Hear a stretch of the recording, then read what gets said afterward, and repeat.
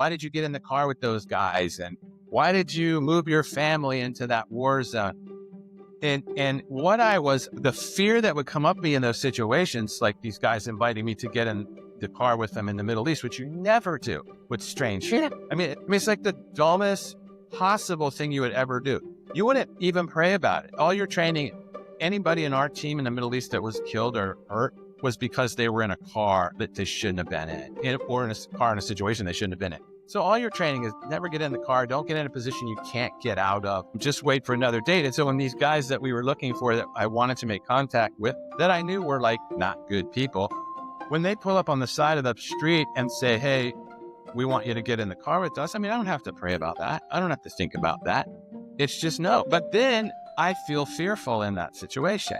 And so if I am just going by my own sort of common sense, it's like, I'm afraid to get in the car. That's smart. Walk away. Unless you believe in God. This is StRest. I'm Kerstin Lindquist, health coach, author, and Emmy award-winning TV host. I've committed to helping people reduce stress through impressive health science, attainable mindset change, and biblical truth. Let's have a real conversation with zero judgment and endless solutions that you can use. You aren't alone. You can do this. Let me help you reduce stress and make room for rest.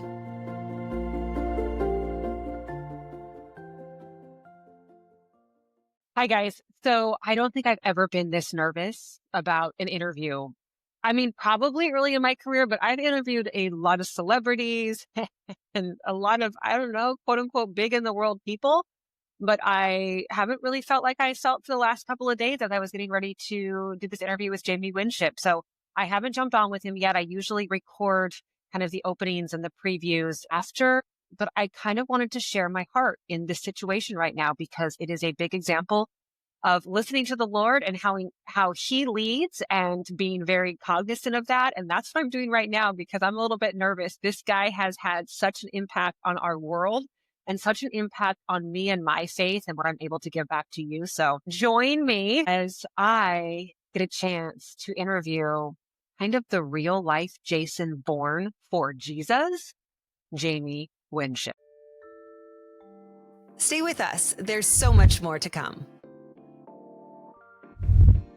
I'm super into the research right now when it comes to creatine and collagen. In fact, let's talk creatine for a second. And the one that I trust happens to be Ancient Nutrition. Research shows that women naturally have 70 to 80% lower creatine stores than men, which means we're ideal candidates for it. And collagen we know is important not only as a protein, but it's also great for joint health. And I've been feeling the joints a little bit more. I'm in my 40s. I have that cold shoulder, women's 40 thing that there's a lot of different things we can do, but it's really important to pump up your collagen.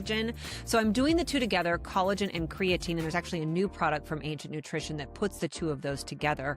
Creatine is one of the most clinically studied supplements, and it's a game changer for women's wellness. It supports cognitive health. That's what I love the most about it. Muscle endurance and recovery, and it helps you build long, lean muscles and strength while staying sharp. And then you pair that with clinically studied collagen, which is what we get from all of our Ancient Nutrition products, and that can help you improve your joint comfort, your mobility, and your recovery. I take it right after a workout in the morning, and I still also love multi-collagen proteins and those peptides in my coffee every morning as well. So support your brain and your body and your beauty every single day with Ancient Nutrition so you can look toned, you can feel strong, and you can stay sharp.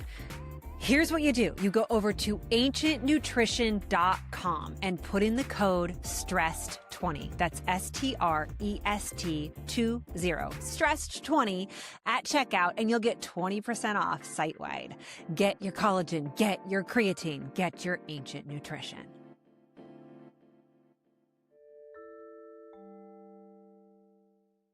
Well, right away, I want to pray for us because I want to see where the Lord is going to lead us. So Heavenly Father, thank you so much for bringing Jamie to this podcast to be able to speak truth into so many people out there who are looking to have a reduction in fear, to be able to hear you better. Lord, I pray that you just speak through the two of us as we can get out to as many as people as possible. And thank you so much for this time. Amen.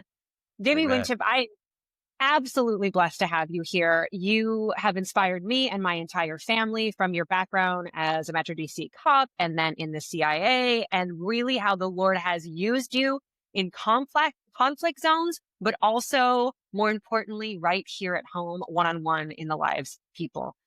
The first thing that I want to ask you before we dive into everything is how can we better hear the Lord? Well, I mean, like simple answer is listen. Yeah. But that's the difficulty, right? Is we're not, I feel like we're not paying attention for lots of different reasons. One thing is that fear shuts down a person's ability to receive anything, any new information, any new ways of thinking. And so if you're living in sort of a constant state of low boil fear, you're actually not receptive. You're looking for certainty. You're looking for things that you know will work. You're self-protecting and self-promoting. And so you're not living a life of receptivity, basically is it. So it's like if I'm training a new person on our team or something and they're not receiving what I'm saying, the very first thing I ask them is, tell me what you're afraid of. What's this affective filter that's just up all the time to protect yourself? Like, where did you learn to be afraid of whatever it is that you're afraid of? And let's talk about what that is. Once that affective filters down and this receptivity is opened up, then you start working on the dynamics of listening. Like, what does it mean to pay attention? Are you asking questions in life that require answers? Most of us aren't. We're not questioning anything. We're just, okay, this is the way that works. This is what this is. Okay, we accept that. And really, unless you ask a question, there's no search for answers for anything. It's all this kind of like, that's just the way it's going to be and the way it is. And so first, lower that affective fear filter. That's why my main question to people anywhere, total strangers, that just immediately connects us is just tell me what you're most afraid of in life. Like, what are you really afraid of? And then all fear is learned. So where did you learn to be afraid of that? Just those simple, basic questions, it just opens a person up. And this is what Jesus is doing with people all the time. He's taken away their fear. I'm here to take away the things that you're most afraid of in life. It's so amazing to me that you speak and help people and counsel people through fear, and with your new book and with your speaking. But you have literally lived some of the most fearful situations I think a human can live. What you're doing now, what are some of the big changing points in your life that led to this? Well, yeah, I mean, even like that kind of idea. So like if I'm in a scenario because people do ask me this all the time, they're like, how did you do what you did in those situations? And weren't you afraid? I am afraid. Fear is an emotion that God has given us for our value. It's not an enemy. Actually, nobody has the power to make you afraid. Nobody has the power to make you afraid. We make ourselves afraid. We are the ones that create the fear. And the fear is just a warning light saying that what you're about to do or the way that you're thinking is harmful and wrong. That's what fear is all about. Once you don't want to address the fear, you want to address what the fear is pointing to. So what is the fear pointing to? What am I believing that's not true? The fear is like the flash that says, you need to pay attention right now to what you believe and what you think about God, about yourself, about other people, because the way you are perceiving the situation is harmful in the sense of it's not true. So, one of the examples I talk about, I mean, this is in my newer book, but probably the biggest like vocational, promotional experiences that I've been in when you look at them from the outside, they look like, wow, why did you get in the car with those guys? And why did you move your family into that war zone? And the fear that would come up me in those situations, like these guys inviting me to get in the car with them in the Middle East, which you never do. What's strange. Yeah. I mean, it's like the dumbest possible thing you would ever do. You wouldn't even pray about it. All your training, anybody in our team in the Middle East that was killed or hurt was because they were in a car that they shouldn't have been in or in a car in a situation they shouldn't have been in. So all your training is never get in the car. Don't get in a position you can't get out of. Just wait for another date. And so when these guys that we were looking for that I wanted to make contact with, that I knew were like not good people, when they pull up on the side of the street and say, hey, we want you to get in the car with us. I mean, I don't have to pray about that. I don't have to think about that. It's just no. But then I feel fearful in that situation. And so if I am just going by my own sort of common sense, it's like, I'm afraid to get in the car. That's smart. Walk away. Unless you believe in God. Then with God, it's like, what am I afraid of right now? Like you search me, you tell me. Why am I afraid to get in that car? Like, why would I be afraid of that? What if getting in the car is the wisest thing to do? But my filter is like, no way. I see the scenario. It's move away from it as fast as you can to protect your own life. Well, when you're talking to God and your goal is to protect your own life, you're already moving in opposition to how He thinks, right? Do you see? So when I prayed about that situation, even though I'm actually backing away because I'm like, there's no way I'm getting in with you guys, I am asking the Lord a question, which allows me to hear.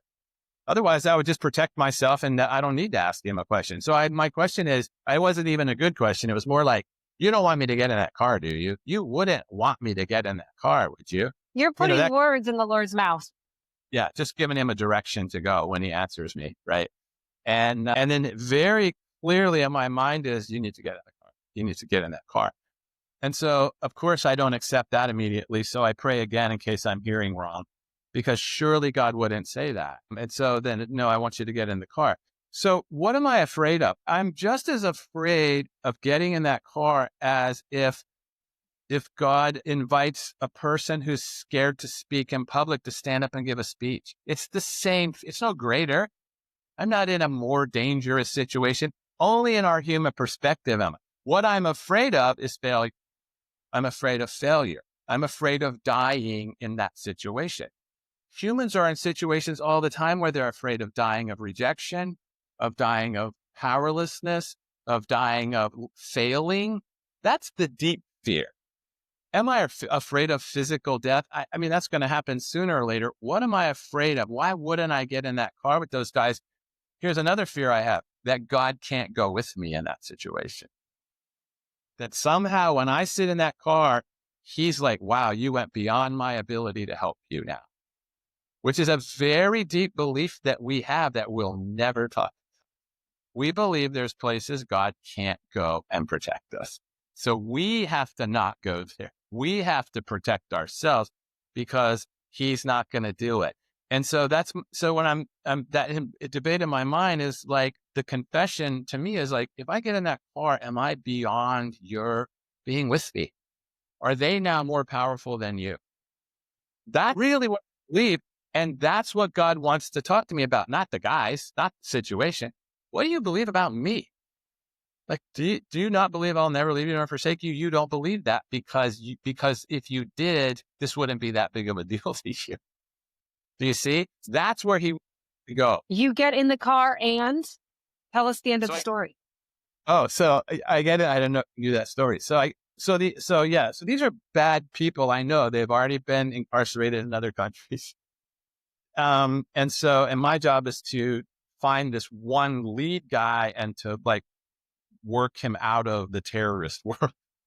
And so he's a front seat passenger in the car, and there's 4 guys. And so they pull up and I recognize him, and he says, hey, where are you going? It's 10 o'clock at night. We're in the Middle East in a city. And I said, I'm just going home. He said, get in the car. We'll give you a ride home. And I'm like, no, thanks. And then I start this process of like, Lord, do you want me to get in this car? Because I am trying to contact this. I do want to make contact. I just don't want to do it in this scenario. I want to control the scenario, right? So I have to be in control. So I prayed, and it's a very clear idea in my mind.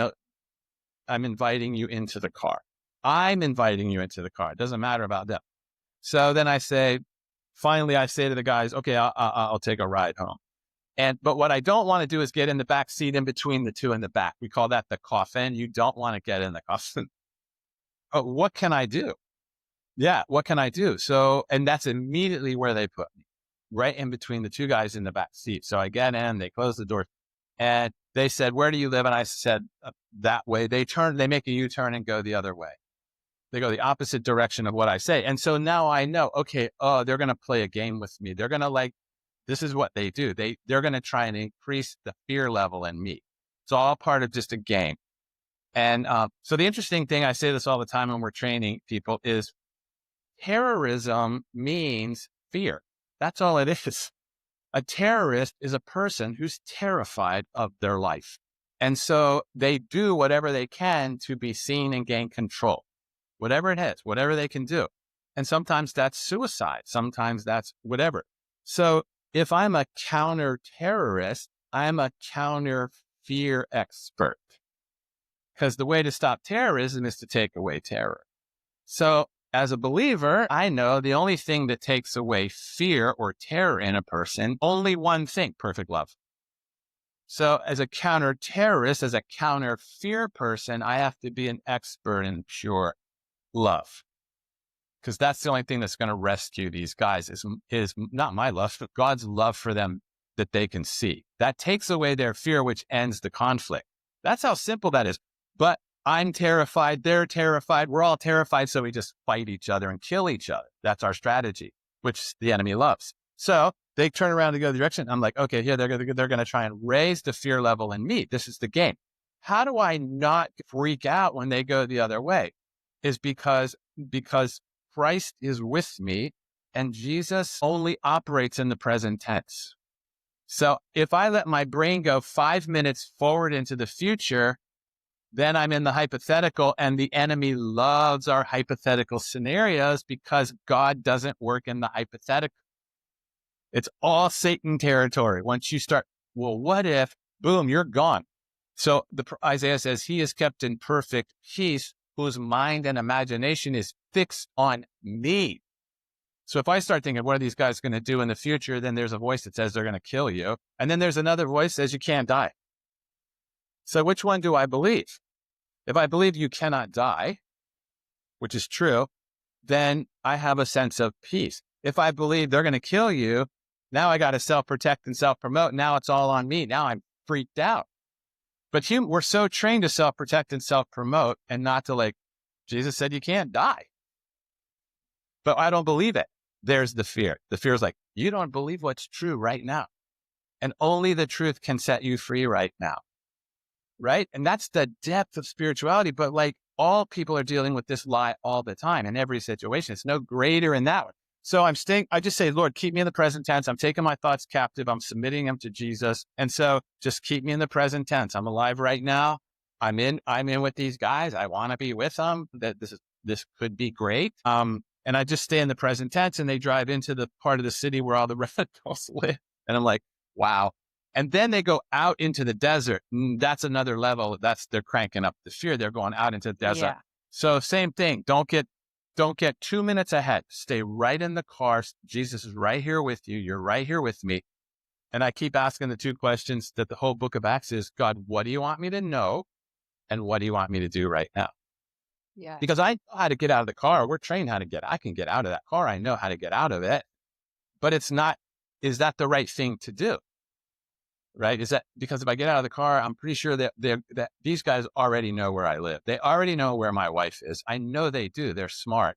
So if I disable them and get out of the car, I'm in the middle of the desert with nowhere to go.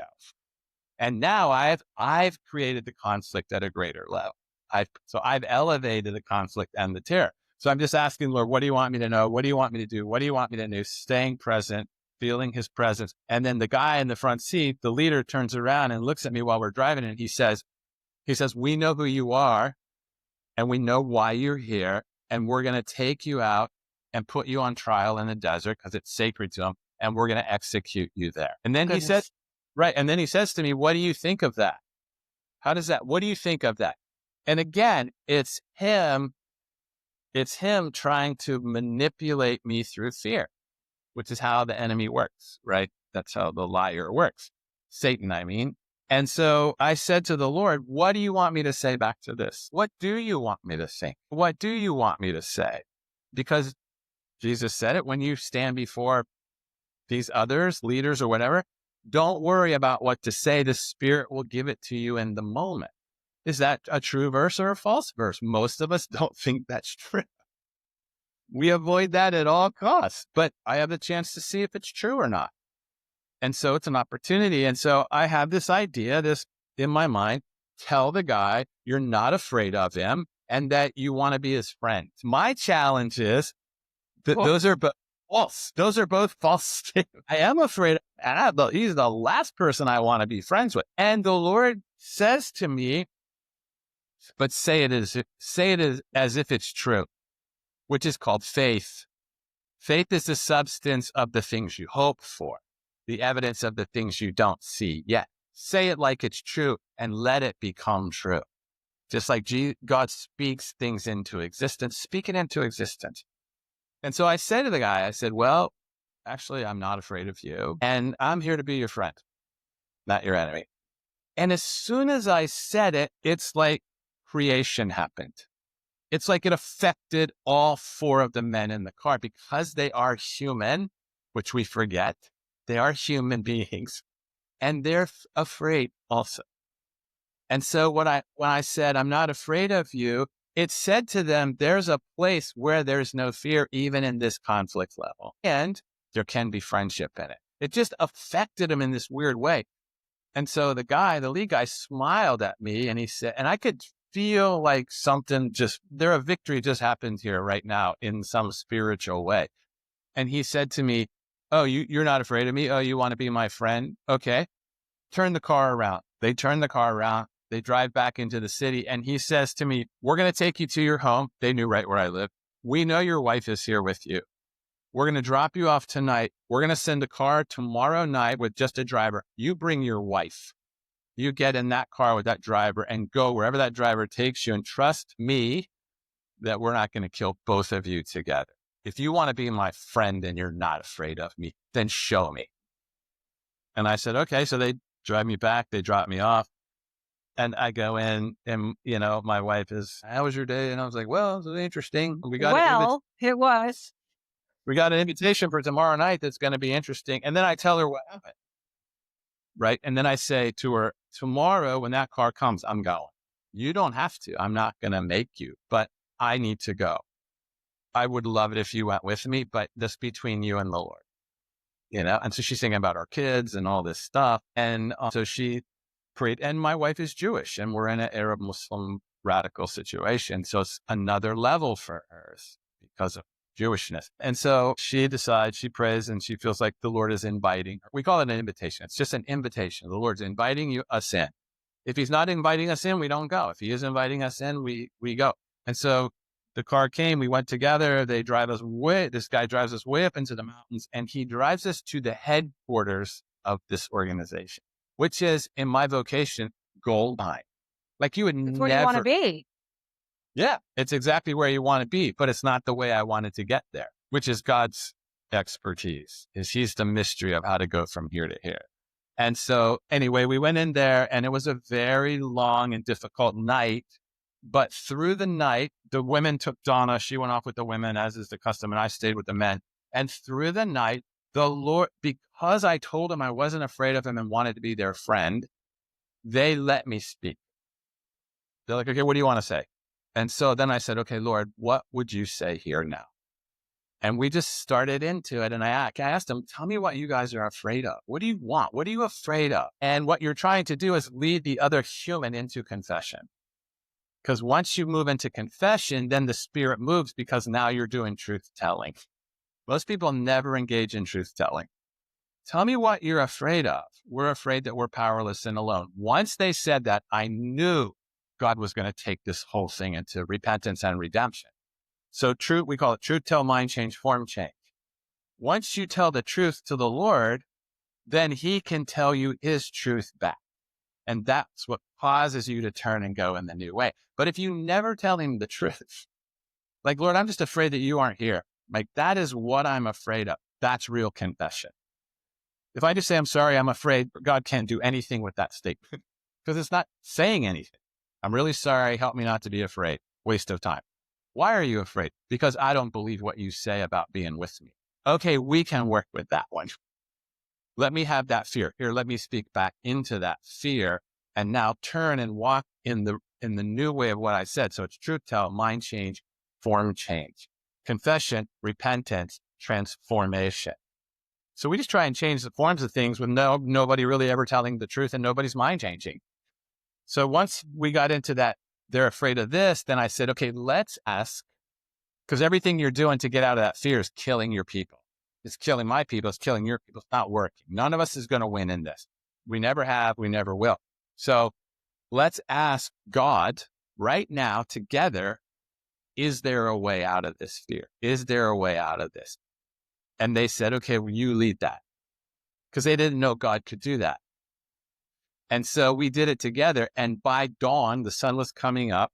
I have this picture. I have a picture of this.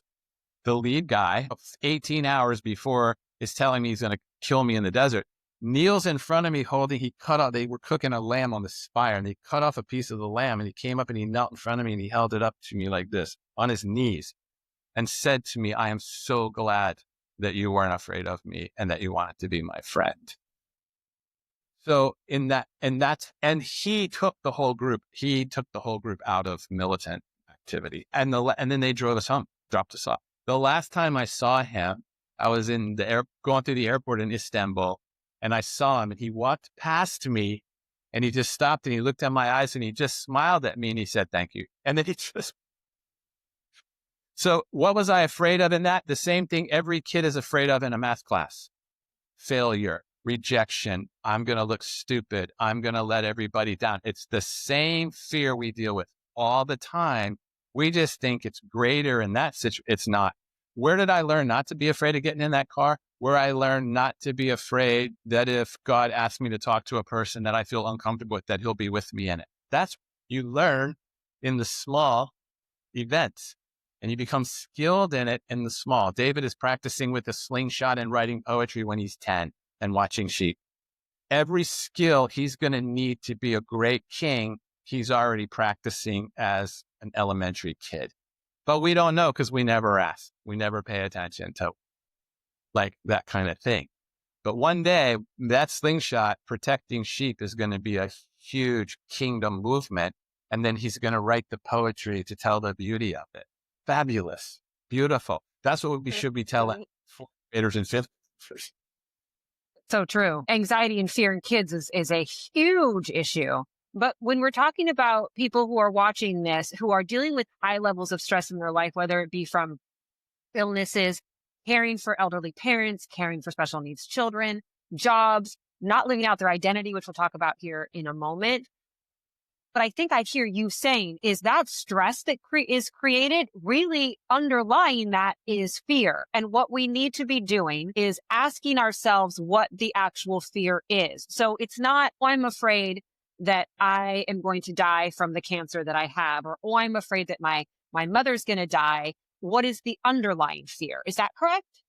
Correct. Absolutely. So like a person called me a few weeks ago, this person called me and said, hey, my aunt or someone, just her husband just found out, that his illness is terminal. He has days to live or something. They know you, they've heard of you. Would you call her, the wife, and talk to her? And I'm like, okay, so here, as a human, I'm going to call a total stranger who's in probably the worst situation of her life, which is what I learned in the police department. And I'm going to call her out of the blue because she knows my name or whatever. What am I going to say to her? God works all things together. Am I going to give her some trite cliche? That's not human. Why would I be afraid to call her? Because I would be afraid I wouldn't be able to help her. See, the fear, it just shuts down everything. And so I just said, Lord, are you inviting me to call her? I will. Okay. I'm going to call her. What do you want me to say to her? Like, give me the words. Jesus told his disciples, and I think this is a huge point. Jesus didn't come to tell us what to do. Jesus came to show us how to know what to do. That's what he's modeling. He's not giving us a bunch of rules and ways to talk and follow. He's saying, ask me how I know to do the things I'm doing and to say. Ask me how I know to talk to that woman. You guys didn't even see her. Ask me how I know to go across into Gentile territory and take on a demoniac. How do I know to do that? And when I get there, how do I know what to say? That's what he wants the disciples to ask him. And if they do, he says, I only say what I hear the Father saying, and I only do what I see the Father doing. You also can do this. You also can see the Father. You also can hear the Father. He's a paradigm to us. He's not a tool that we use. He's a paradigm. And so when I call, how would Jesus know what to say to the Samaritan? In his humanity, he doesn't know all things, because he hears the words of the Father to say to this woman that God created and made. She's not a Samaritan. That's not who she is. She's not a woman. Like all these designations that are hurting her, even in her own view. And so when I call this lady, I just said to her, listen, as a human, I'm sorry for the situation they're in. What I want, and her husband, I could hear him breathing next to her. He was awake and he was next to her in the bed, I guess. And I said to her, tell me what you're most afraid of in this situation. What are you afraid of? And she said, I'm afraid he's going to die. And I said, listen, he is going to die. He is going to die. What are you? I'm not asking you that. You're not in charge of that. None of us are. What are you afraid of in this very organic thing that's going to happen? What are you afraid of? And she said, loss. And I said, okay, all right. Now there's a difference here. To be sad about loss, beautiful, beautiful, beautiful, beautiful, deep love. Sad. I'm sad that we're going to be not together. But that's not fear. What are you afraid of when you say the word loss? That somebody is losing, that we're losing, and God's not winning. We are losing, and something's wrong. And then I said, okay, good. Okay, so you're afraid that something's being irrevocably lost, that it's a failure. Right. And I said, okay, let's ask God what he wants you, for your husband's right there. Let's ask God what he wants you to know about your view of failure and loss, and where did you learn it? And when the Lord spoke to her in that, it took away her fear. It took away her fear. It didn't magically change the situation that she's in. It transformed her. And she started to cry, and she said, we're not losing, are we? And I said, never, never. Nobody did anything wrong here to cause this, right? No. Is this irrevocable separation happening? No, it's not. There's no even separation happening here at all. But this is the lie we believe. And this is what hurts us and makes us feel that to die is to fail. We still believe this. To die means you didn't win. Like you did something wrong. God didn't win. Because if he won, what would happen? We'd never be sick and die. Like we know that's not true, but it's a lie that we believe. And so once she got to that place, and I could hear her husband going, yes, yes. And I said, okay, so now ask God what he wants to know about you. He's got your husband. Clearly they're like together on this. What is he? And the Lord said to her, you're not dying. You're alive. Let's go. Your husband is wrapping things up. Well done. You're not done. Let's go together. Let's move forward together. And I said, it's like you're parting for the summer. Give him a kiss. He's going over there. You're going over here. Don't die in the room. You don't die in the room. Live. And that's what I'm saying to people is like that. You're not losing. We're not losing. Jesus is never in a win-lose scenario ever. And he's never in a situation where he thinks, wow, this could really go south on me. If he was, he would be stressed out all the time. But because we always think we're in win-lose situations, as soon as I think there's a potential loss here, like I'm going to fail or it's going to blow up and it's going to ruin people, you cannot operate in your true identity. You have to immediately self-protect and self-promote. Once you do that, the fear starts because it's like your spirit's going, this is the wrong way to think about this. This is the wrong way to think about this. And the internal conflict begins, and it actually creates external conflict. But the peace is like, no, you're not going to lose here. You're not going to lose here. You're not going to lose. You can't lose. The Lord is with you. Walk with him through it. Let's take that into what you do with people and identity versus purpose, because I think a lot of people are stressed out and stuck in a situation, in a job, in a relationship, whatever it might be. And I often talk to people about trying to find their purpose is based on their core values and what they're supposed to be doing. And if they're following the Lord's plan, you take that to a different level of it's not necessarily purpose, it's identity and how the two work together. And how do we figure that out, Jamie?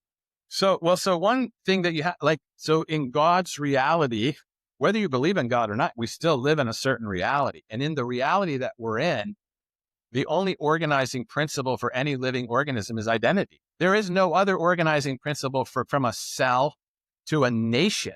The only thing we can organize around is not what we do, it's who we are. Because being informs doing all the time. So you can't get your identity from doing. You can't.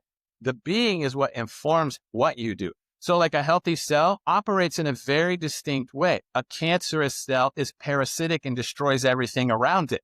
They're the same cell with very different identities. One is true and authentic. The other is corrupted and self-focused, right? So being is the most important thing to understand. So I can watch a person in their purpose going, they don't know their identity.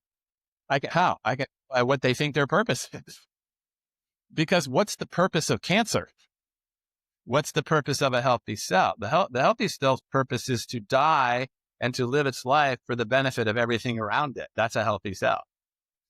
That's its purpose, is to give the gift of itself to the good of the other. That's its purpose. That's a human being's purpose. So where I do that vocationally, that's really a matter of, my identity happens to be a militant peacemaker. I'm an untire of knots. This is what the State Department would say about me. It's not what just God says about me. It's what they would say. Yeah, that's exactly what he does. So once I understand my identity, then the question is, where is that identity most alive and free to move? Where is it the greatest gift in action? That identity, not what it does. It's just, and choose. So if I'm a militant peacemaker, if you put me in a peaceful situation where there's no conflict, I atrophy. But see, it's not brave for me to go overseas into conflict. It's the greatest joy of my identity. My identity comes alive there. And so a person looks at me and they say, oh, wow, you're brave. You live over there. Then you're comparing yourself to me, and that's already a loss. You're already lost. Unfortunately, that's how our culture works. It's compare, and they're braver and they're more spiritual. And so being informs doing. So the most important question you're ever going to ask God is, who am I? Once you understand who he made you to be, you pretty much don't even have to ask what to do. Because you will be that thing wherever you are. So if you put me as a greeter at Walmart, in a matter of days, I will have figured out what conflicts are going on in that Walmart. Because that's who I am, right? So, or you put me in the Middle East, it's no different. And the source of conflict in the Walmart is exactly the same as it is in Gaza. It's no different. It's just way further more destructive and operating in absolute terror. In Walmart, they've got coping mechanisms working, but they're not healthy. And so in our country, we just have mass school shootings. That's what we do. Over there, they just outright fight. In our country, we're trying to figure out, even as believers, let's just figure out how we can hope that never happens in my school. We've given up on why is it even happening? And when you interview shooters, that identity is broken and fractured. That's what happens. And we're going to try and stop what they're doing. You'll never stop what they're doing because their being is informing that. But you could get along with them and say, tell me what you're afraid of. And this is what terrorists always say, and shooters. We're powerless and alone in our world. Nobody cares about us. We're invisible. Nobody sees us. People think we're stupid. People think we're not human. And so we have two options. We either curl up in the basement and play video games and kill ourselves, or we wrap a bomb around ourselves and go to a marketplace and kill ourselves, or we go out and make them look at us. We go out and make them see us, and we establish our own power. Both are deadly. But the lie is, I'm unseen, I'm unwanted, and nobody cares. So I'm either going to die invisible, or I'm going to make myself visible. The enemy will take either way on that lie. So when you're with a kid, it takes a kid years to get to the point of, I'm going to go shoot the place up. Where is everybody? Where are all the people? and where are the believers? Because for me, I mean, I'm just confessing for myself. I don't pay attention to other people. I'm too self-absorbed. Why? Because I'm self-protecting and self-promoting. Why? Because God's not going to do it, is he? I mean, is he really? I feel like we do feel that. Even somebody who I would consider myself a high-performing Christian, I still take back control. I still feel like, okay, but you're not actually right here in my finances, in my kids' health right now, God. So I'm going to be behind the scenes controlling and manipulating. Do you think that, and I wrestle with this myself, do you think that control is a word that is of the Lord, or is that something that we've created? No, I think it's we've created it, even to the thing where we'll say something like, and this hurts us, that God is in control. Even when we make a statement like that, Right. it's I not don't think that's even true. true. There's nowhere in scripture where you get like God's manipulating this and moving that. And he's not doing that. Here's what God did. Here's what he created: Adam and Eve, humanity. He gave them identity.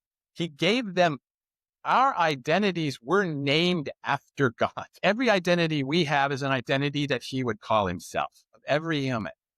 Whatever he says about, whenever you ask the Lord, who do you say that I am? He names us after himself. You're my daughter. You're my beloved. You're my militant peacemaker. They're his qualities expressed out into the world. And the goal of our life is to live out that identity in reflection of who God is. We're the image of that. And so God is not up there controlling everything. What he's saying is, I'm giving you identity. I am with you. You have the mind of Christ. You have the spirit of the living God. And I'm inviting you to be who you are into life. Follow me, and I will make you to become fishers of men or militant. But follow me, and I will make you to become. And so the key is believe and follow. Believe and follow. And as you follow him, and you get scared and you struggle and you suffer, those are the places where you dig into, wow, what is it that I don't believe here about God? So Jesus learned obedience through what he suffered, says the scriptures. To obey in Hebrew is to hear and respond. Jesus learned in his humanity to hear and respond to God through what he suffered. Of course. Otherwise, so you fail a test. Okay. I mean, I did this with my kids all the time. You failed a test. Okay. What do you believe about yourself based on that? What do you believe about yourself based on that? That I'm stupid. Okay, we're not going to have that lie. That I'm not good at math. We reject that lie. That I need to work harder. There you go. There you go. That I need to go to bed early. And that's the same thing. That's the same thing if you fail at a business, if you fail on a diet. It's the same. Right. All of these things. Right. Jamie, when I go to a quiet time or I go to prayer or day in and day out, how do I use what you have so graciously given all of us? Lord, what do you want me to know? What do you want me to do? How do I use that in my day-to-day life? Yeah, it's funny because like just even though we're doing this over, this media, I feel you.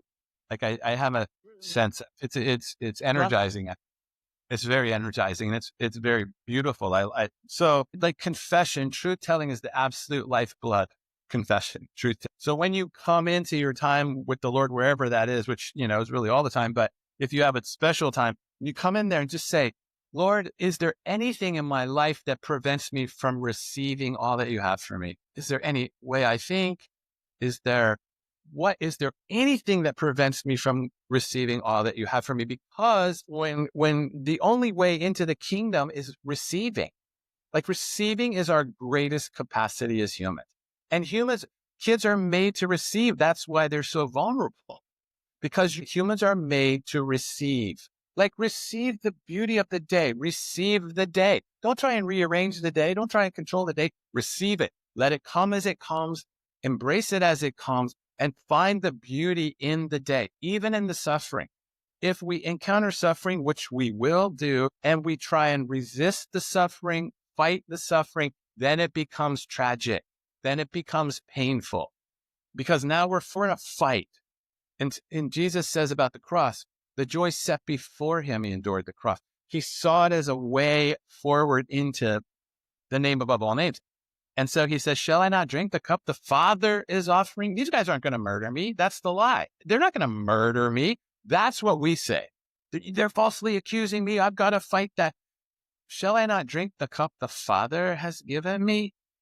That's why he can go, and he doesn't love it. I mean, he asks if there's another way. But so when you encounter, how many, how many times we failed? I've been arrested multiple times in foreign countries for making wrong decisions on, Lord, are you going? And then when I'm in the position of going to prison in some foreign country, my question isn't like, I hate these people because they falsely accused me and they're going to put me in prison and let's rally the Christian world against this. Like, that's all ridiculous. It's like I sit there in that situation and going, Lord, I'm sad I'm in this position, but what do you want me to know? And what do you want me to do here? Like, how do you bring beauty out of these ashes? How do you turn failure into beauty? Like, show me the way to that. So Jesus didn't come so we didn't have to suffer anymore. He came to show us how to suffer well. And we can always cut this part out if you don't want to talk about it, but it wasn't just because people look at you and what you've done and be like, everything you've done though was Christ ordained. Like, you were following hard after the Lord. You went through addiction. You failed in just life. And I think a lot of the people who are listening right now and watching that are in those places, are in addiction, whether it be substance, whether it be shopping, whether it be fear. And God brought you through that. That's right. Yeah. And he did it. Yeah. I mean, I only talk about this when someone directly asks me about it, because I don't like to glamorize failure. I don't like when Christians glamorize failure. It's a painful process, quite beautiful as you go through it, and I love being with people as they try and wrestle through this stuff. But yeah, I mean, I can remember how all this is the same thing. When I was raised, in a strict independent Baptist mom. And so everything was fear, guilt, and shame. Everything about God was fear, guilt, and shame, all of it. And God was mad all the time. And which is a huge deprogramming for a lot of the world, I will tell you. Yeah. And Jesus was there as for God to pour out all of his hostility on, except not quite all of it, because he's still mad at me. So it worked for 90% of the madness, wrath of God, but not all of it, because a lot of it's still aimed at me, as my mom would say. And my mom would say things to me like, and she wasn't trying to hurt me. She was trying to help. She was doing what she knew to do. So that's forgiveness. It's like she did what she tried to know how to do. And she was afraid I was going to be wayward. And so she would say to me, if you don't want to be in this Bible study, which I didn't, she would say, you're disappointing God. God's disappointed and I'm disappointed. And so what I pulled out of that is the identity, I'm a disappointment. That's what kids do. We failed a test. What does that mean? I'm a failure. That is the lie that destroys a human, because then you will become the failure, or you will spend your whole life trying to prove that you're not a failure, but still failure is the driving identity. Yeah. And so you can always see it in people. The fear produces pride. Fear makes a person braggadocious. And the more proud a person is, the deeper their fear.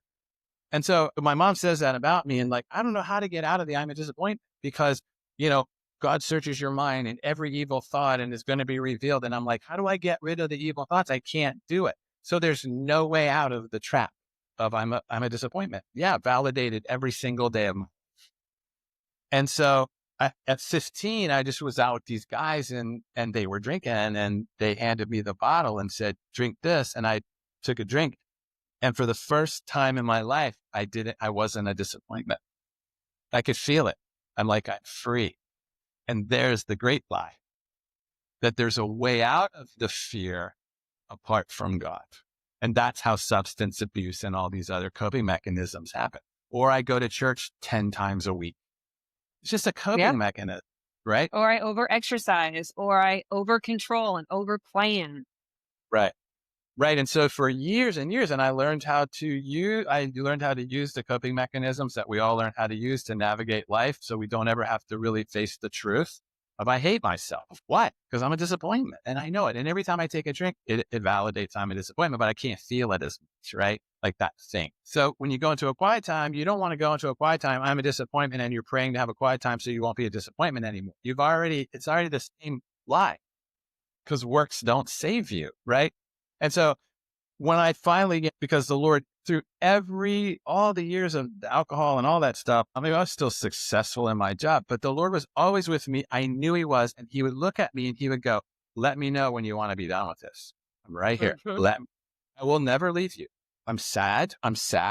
You're hurting your wife, you're hurting your kids, but I will never leave you. And I'm proud of you. And I'm not disappointed in you. And I never have been. That's the grace of God. That is the love that's just, and living in his forgiveness in the midst of the wrongdoing. His forgiveness is just pouring. So beautiful and compelling. And so There is literally nothing you can do to separate yourself from that love, no matter how hard you are on yourself or how bad of a thing that you've done. He will always be there waiting.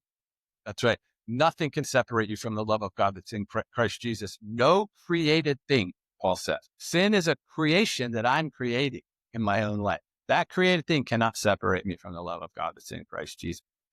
But he's sad for me. He's with me. I mean, I can remember one time driving and I've been drinking and I just looked over like he was right there and he just was looking at me with these watery eyes and he was going, let me know. Because he said, let me know, because if you weren't afraid, you would not believe the things that I would invite you into, but you're too afraid. And I can't invite a disappointment into it, but I can invite a militant peacemaker. Which one do you want to be? And so, over time, then, he really, and some great friends and my amazing wife went into rehab, and the whole rehab was based on the Lord saying, just stay clear-minded enough to tell the truth about what you're most afraid of. Come to me. And I know the exact memory that was the most painful. And it was I couldn't even think about it. It was so something that I had done. And I told my wife in the rehab, I said, I need to tell you about one thing in particular. I'm not like, it's going to take everything I have to say it to you. And so she was horrified. But the thing I told her, she didn't know it was the thing. She's like, okay, I'm ready. And I just said it. She goes, that's it. It's these little moments way back where the lie takes hold and you embrace the lie and you start to live it. And then all the rest of this out here is all just as a result of that. There it is. There's the day that you started to believe that you were a disappointment. There it is. There's the day. And I just wept at believing it. I was so sad that I believed it. And the Lord was, on the day that I made this decision, it was just a decision about a little job I was doing. It didn't seem important. And I felt like I needed to leave the job and just do something else, but I didn't want it. I can't disappoint people. Can't disappoint them. I can't. So I'm not free. So it seems noble. It's like, I can't leave this little job because I'll disappoint that guy and I have a responsibility to make him, blah, blah, blah. And so on the day that it happened, and as the Lord was walking me through the memory, I could see Jesus with me in that time. And I said, what did you want me to do? He said, I was inviting you out of the job. I was inviting you away. And I said, what did you want to do? And he said, go play. I wanted to go play together. But you think that if this guy's life's going to be affected, if you do, he goes, I'll take care of that guy. I wanted you to come play with me. And I've never forgotten that. What is the Lord inviting me into? He wants me to play with him. But man, does he play serious games. He plays super serious games. But if you know the infinite and finite game, in the finite game, there's a time limit, there's good guys and bad guys, and there's winners and losers. But in the infinite game, the goal is to get everyone in the game. The game lasts forever and everyone plays with joy. So when I got into the car with those guys, they're in the finite game. It's winners and losers, and there's limited time. And Jesus is saying to me, invite them into the infinite game. Invite them into the infinite game that you're in. But a disappointment's in the finite game and I don't have anywhere to invite anybody. So I invite these people, let's play the infinite game. And in the infinite game, there's no winner. We all win and we play forever and we're filled with joy. And man, it'll challenge every part of who you are. Yes, it will. Yes, it will. So how do we know if we're hearing the Lord when we're asking him, what do you want me to know? What do you want me to do? How do we know that we're hearing him as opposed to our own to-do list in our head? Yeah, I think, again, the paradigm of Jesus, right? Jesus, Philippians chapter 2, he didn't consider heaven something to be held for his own, but he self-emptied. It wasn't taken away from him. He didn't sacrifice. He emptied himself. It's a very beautiful word. To self-empty. God's not ripping it away and demanding sacrifice. He's inviting you into something that will allow you to empty yourself. What? Why? For the benefit of the other. So whatever's going through my mind, it should match Jesus' example of other-focused, self-emptying, unconditional love for my enemy. That's the high bar. So are these ideas that I'm coming up with in these plans, number one, are they other focused? Are they other Wow, focused? service. Are they self-emptying? And it could be anything. It could be an accountant. It could be it doesn't, the vocation doesn't matter. It's the identity in the vocation that matters. That's the beauty of the whole thing. So if I lose this job or this doesn't work, you don't lose your identity, especially our young people that work with us. I tell them, listen, you have to learn. When you go, we call different scenarios rooms. When you go into this room, when you go into that room, you cannot get identity in the room and you cannot lose identity in the room. When you go into the room, you bring your identity into the room, you maintain your identity into the room, and you leave with your identity. If you understand that, you are free to go into any scenario in life and you will be fine. But if you get your identity from the result in that room, you're already dead. You've already lost. Or if they can take it from you, you've already lost. Right? So that's the freedom of, I am alive in Christ. I've been crucified with Christ. It is no longer I who live, the selfish, but Christ lives in me. What Christ has done when he made me lives in me. And that's what rules. And so when I'm praying and I have an idea like, let's start a company, whatever it is, we're really going after human traffickers right now. And so when we're praying about it, it's like, God, show us a way to do this that works. Because most of us have totally given up on all this stuff. We've given up on school shootings. We're just going to go to war. That's all we've decided we're going to do. We're going to fight the bad guys. We're going to lock them all up. We're going to kill them. But we're not going to reconcile anything anymore. So everything's going to turn into a fort and a gun. So show us a way to go back at this like Jesus would go back at it. And then we have these ideas. I was just talking to one of our guys that's out working in the field, remarkable. And so we have all kinds of ideas. Let's start a company there. Let's go in and get into the school system here and start an educational program over here. They're all great ideas. Are they other focused? Are they self-emptying? Is it unconditional love, even for the people that we consider our enemies? Is that the heart behind it? Because the only two primal motivators in a human being are love and fear. Those are the only two that we have. And perfect love casts out the fear. So whatever we're doing is either because of love or fear. Wow. That's what so to keep going back to that and asking the Lord those deep questions is really beautiful. How can you help somebody who's watching? What are you doing? You're working with the identity, you're working through fear. And how, with what you're doing, is that going to help people reduce their stress? Yeah. Well, so what we're doing at Identity Exchange, I mean, we have this, we have a company and we have a nonprofit and we work with helping people and organizations discover their identity. Like I said earlier, the only organizing principle is identity, whether you're talking to a sixth grader or a CEO, they're no different. Or a Muslim or an atheist, they're all the same. They're all dealing with this wrong sense of identity. And so our whole thing is like, whatever we're going to do, identity is the primer that makes all other things work. You can put the most expensive paint on a wall that there is and it'll peel off eventually, but you prime that wall and even less expensive paint will stick forever. It's the primer. What's the primer? Your identity is the primer. And then everything else God wants to invite into you, every other course you take, every other training you go through. It's remarkable that beautiful training, whether it's special forces or accounting or whatever it is, goes over that gorgeous identity and it shuffles. But you paint that training over a false identity, it's not going to last. It can't cover it. So that's what we do. We call ourselves the primer to all other kind of learning and training, just because we want to train the real you. The real you is magnificent, beautiful. And I'll say one thing about that. It's like, that's why the great commandment is so important. When Jesus says, when they ask him, what's the great, he says, love God with all of your heart, mind, soul, and strength. Love your neighbor in the same way that you love yourself. And I always ask people, do you love God with your heart, mind, soul, all your heart, mind, soul, and strength? I don't even know what that means. What is Jesus telling us to do? To love a God we've never seen, that we can't really imagine with all of our heart, mind, soul, and strength? That's impossible. He can't mean love that guy over there he can't mean that. He means something much greater than that. What's he saying? God is love. Here's what he's saying. Love the God who is love.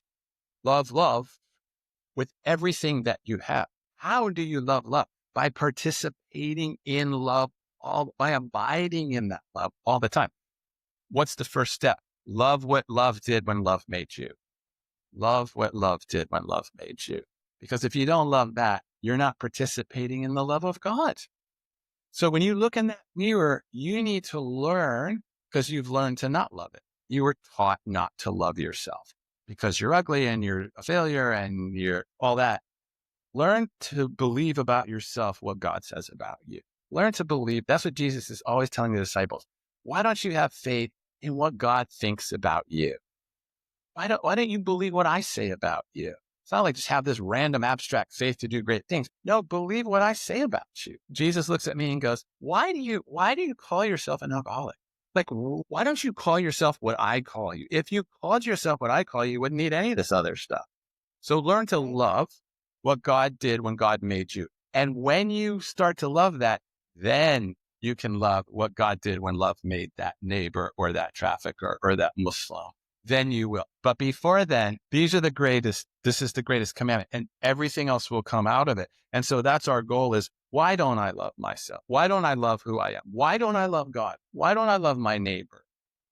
Because I have a wrong view of God, a wrong view of myself, which is a wrong view of my neighbor. So the Bible is so beautiful on this stuff, so gorgeous, but we just turned it into a separation rule book, right? So man, What when you're is with one thing that all of my viewers could do today after listening to you in the car, wherever they're at home? What's one thing they can do to help reduce their stress when it comes to, or what is the Lord telling you to tell them? Fix your eyes on Jesus. Fix your eyes on Jesus. So Jesus is the exact representation of the invisible God. So if I want to encounter God, Jesus said, if you see me, you're seeing God. So fix your eyes, fix your imagination on the visible, the incarnate part of the God. Fix your eyes on Jesus. He's the author and the perfecter of everything you'll ever believe that's true. Fix your eyes on him and ask him questions. What am I afraid of? Don't tell him what you're afraid of. Ask him what you're afraid of. You're going to give him some surface thing. He's going to go deep. Ask him. And he might say, you're afraid of me. He might say that. Like, where did I learn to be afraid of you? Vacation Bible School or wherever. And so fixing your eyes on Jesus and constantly abiding in Christ, asking him questions. Why am I afraid right now? And learn to do it just regularly. And then these moments when you have this inexpressible joy, then you can look at Jesus. I actually this whole time, I go right there, that, hold that right there, keep that one. Because why does that one go so fast and the fear just stuck? Like, why can't that joy thing? It's this constant, let me feel that kind of love, joy, peace, patience, goodness, kindness, jealousy. Let that be the pattern of my life. But that's what I would say. Fix your eyes on Jesus. And typically the question is, what am I afraid of? What am I afraid of? Where did I learn the fear? Can you exchange my fear for your love? And cast your care on him and cast your burden on him. Truth tell. One of the best things that everybody can do right now is go deeper with what you're talking about. Spend more time, commit that time. I know everybody says, I don't have enough time, I'm so busy, but spending more time doing exactly what Jamie is saying will just transform your world. Right. And you practice in the silence, but that's not where you're going to stay. Like, you practice in the silence, you practice in the quiet in order that when you get out in the storms, you're doing it in the storm. You don't have to keep running back to the quiet, but you train in the quiet. You train in the police academy. You train. That's really good. But not so to stay there. And you don't leave the ward. I got to go back to boot camp again. Hold on, give me an hour. I got to get away with Jesus. It's like, no. Learn to hear that voice now in the quiet. My example always is when I was a rookie cop, the first on the street, my FTO, my training officer said, you got to hear the radio all the time. You have to hear it. And they're going to call your number. It's 520. Well, there's zillions of people talking on the radio. It's massive, the police department. To hear the number 520 amidst 526, 27, 28, 20, all the numbers that are going around all the time and the codes. I'm like, how do you do that? He goes, listen. So we would go to a parking lot on midnight and I would just put my ear down by the radio. And I would go, they said my number. He's like, good, beautiful, good. He said, and then one time he said, they've called you 3 times. And I said, no, they haven't. So if he put me on a lie detector and they asked me if he called me, I would say no, and I'd be telling the truth, but I'm still wrong. They did call me. Do you see? We think God didn't talk. I would have heard it. No, you're not listening. And so anyway, you practice and practice and practice, and I can hear 520. If my wife wants to wake me up in the middle of the night All she has to do is go 520. And my whole system comes alive. This is how God works. Oh, that you're so sensitized to God speaking. I always tell people that he's not going to shout past your busyness. So I'm encouraging people to get still and to get quiet. But what you're saying is, yeah, you get still and you get quiet. So you recognize it. And then you can hear him through the busyness because you understand his voice. That's right. It cuts through all of this. So like when I'm in the car, not the fear of you're going to die and these guys can kill you and all that swirling around. It's this very, I recognize his voice so quick. It's just very simple and straightforward. Do you want me to get in the car? Yes. And I can say, well, what about, blah, blah, blah? Yes. Well, whatever. Yes. 520, get in the car. So then, yeah. Jamie, so good. Yeah. Where is the best place for people to go deeper, to find you, to learn more, to hear more? I will tell you, go back and binge any podcast he's been or go hear him speak because he's full of stories that will just hit home. But where should they go? Yeah, identityexchange.com is our website. Lots of good resources there. We have lots of good coaches that you can talk with and courses that you can engage in, all centered around what we're talking about here. And yeah, there's just resources there. And we just came out with, for the book, Living Fearless, that book is there too. But then this is just this is a journal. This is what I would recommend you do as the word discipleship is to discipline. So when you're being disciplined with God or discipled by him, there's just practices you want to do that become the way you live. And then when you understand that, then God says, okay, now let's go here. And then let's go here. And he's never done inviting you to deeper and deeper and higher levels with him as long as you say yes. He's not going to drag you, but he's always like, hey, do you want to go see something really crazy? You think Iraq was crazy? Come with me to Gaza. You think that was crazy? Come with me to Kingsport, Tennessee, which is wild because now we live in this little tiny town in Tennessee. It is the most challenging place we've ever lived. That's the lie. It's like, I'm like, come live in the mentality of Appalachia. You want to see an entire population that believes a collective lie and they can't break out of it, get in those schools. It's like, wow, this is just so indoctrinated in this idea of like, we're not smart and we live in a little town. Nobody cares. Like this is the same lie everywhere you go. So the Lord's he's like, never tell the Lord what's a hard place and what's an easy place. He'll show you. His plans are always better. The book, Living Fearless, is a wonderful book. It's easy to read, which I think is really important because sometimes we don't go after books that are super, super helpful because we're like, I just don't have time and bandwidth for it. But it's a great one. It's going to touch you. And everybody knows how I feel about journaling. It is one of the most important and most impactful things you can in your relationship with the Lord, but also to get healthy for your mental health, to have less stress. So please, please, please grab the journal and follow and find Jamie. I am so blessed by you. Continue to learn from you. So thank you so much for blessing us with your time. And God bless you and your wife and your family, the grandbaby, everybody in your next. Thank you. Thanks for having me. It's an honor to be with you. Wow. Jamie and I stopped recording and then proceeded to talk for another 30 minutes because the Lord is just working. I cannot tell you how blessed I was by his conversation, and I hope that you were blessed by this conversation as well. What you missed, and I wish that I would have recorded at the end, was me going into how my identity for the last 13 years has kind of been and revolved around being that girl at QVC. And I know that that's wrong. I know that my identity isn't being a QVC host. Just like my identity isn't being a mom, which for the longest time, especially when I was dealing with infertility and adoption, that's what I felt like it was. Like, that's what I wanted my identity to be. My identity isn't Christ. It comes from, and we unpack this a little bit, being a giver of joy, being able to bring joy to others, and that coming through me, through the Lord. But I think that many of you may be confused about what your identity is, what your purpose is. And first, it's identity. Jamie asked me, when the cameras weren't rolling, what do you hear God saying? What do you hear him saying when you ask that question? What am I? And my answer was, I'm a child of the Lord. But there's more than that. Of course, that should be the first thing that you answer, is that I am a child of the Lord. But I encourage you to do the same thing. Ask yourself, what am I, Lord? How do you see me?